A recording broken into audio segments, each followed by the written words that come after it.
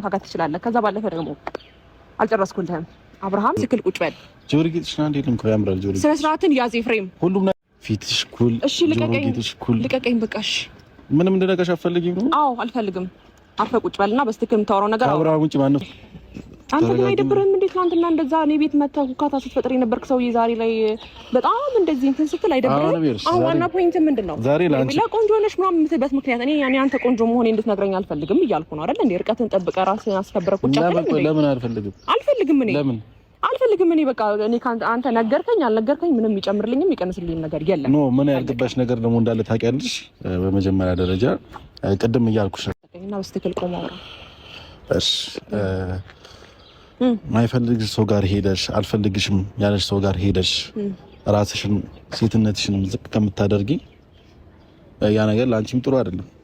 ስለዚህ ሚንከባከብሽ አንተ ማንንም ብለን የምታስበው በመጀመሪያ ደረጃ አብርሃም ያስፈልግሻል አያስፈልግሻም እንድትለኝ አልፈልግም። በመጀመሪያ ደረጃ እንደዚህ ተረጋግተህ ሀምብል ሆነህ ምናምን አብርሃም ይወድሻል አይወድሽም፣ እንደገና ደግሞ አንቺ ሌላ ቦታ ሄደሽ ራስሽን እድል ሞክሪ፣ ሌላ ሰው እንትን በይ፣ ሌላ ሰው ወንድ ምናምን ትለኝ ለምንድን ነው? ኖ እሺም በመጀመሪያ ደረጃ ሚያፈቅርሽን የሚወድሽን የሚንከባከብሽን ጊዜ የሚሰጥሽን እንደዚህ በጣም ግርግር የሌለበት ሰላምሽን የሚሰጥሽ ወንድ ጋር ብትሄጂ ነው ላንቺ የሚሻልሽ።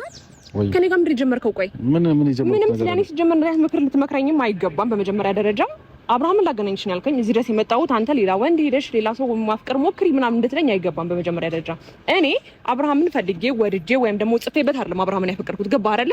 እዚህ ጋር እኔ ከአብርሃም ጋር ዛሬ ስለተለያየው ነገ ሌላ ወንድ ላይ እንጠለጠላለሁ ማለት አይደለም። ክብርህን ጠብቅ። በስ እንዴ ነከሽ አትፈልጊም? አዎ በደምብ አብርሃም ሰውነት እየነካካ ነው በዚህ ሰዓት። ስለዚህ ይሄ ነገር ደግሞ ጭንቅላትሽ ላይ መፍጠር አለበት ይሄ ነገር። በጣም መስመርን እያለፍክ ነው ያለው። ገባህ አይደለ? የወደድኩት ወንድምህን እንጂ አንተን አይደለም። በመጀመሪያ ደረጃ እየመጣ ስለኔ መልክና ስለኔ ውበት ምናምን እንድትገልጽልኝ አልፈልግም። እሺ በዚህ ልክ ትናንትና መተህ እንደዛ መሬት አድርገህ ስትሰድበኝ የነበርክ ሰውዬ ዛሬ መተህ ስለኔ መልክ ብታወራ የምሰማ ይመስልሃል? የማዳምጥ ይመስልሃል? አንዳንዴ ግን የሰው ልጅ ይገርመኛል። ምክንያቱም አትነካካኝ እንደዚህ። ቆይ እኔ ባቅፍሽ ምንድን ነው ችግሩ? አንቺ ቆይ ምን ችግር አለው? ቆይ እሺ ተረጋጊ። ቆይ በስነ ስርዓት እያወራን ነው በቃ አልፈልግም እኮ ነው። እሺ አንዴ እኮ በስነ ስርዓት እያወራን ነው እኮ። በስትክክል የምታወራ ከሆነ በስትክክል አውራ። በስትክክል እኮ ነው እያወራሁሽ ያለሁት ሄርሜላ። እንዴ ሴትነት ነው አለሽ። አንዴ ሲሚ ያው እኔ ቀናቶችም ሰዓቶችም አልልህም። አብርሃም ዛሬ ላይ ያለበትን ሳይሆን ወደ ቀልቡ ሲመለስ ወይም ደግሞ ወደ ቀልቡ እንኳን ባይመለስ ይመለሳል።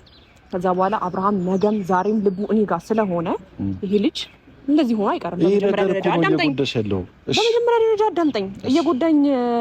እየጎዳኝ እንዳልሆነ በደንብ አድርጌ አሳይሃለሁ።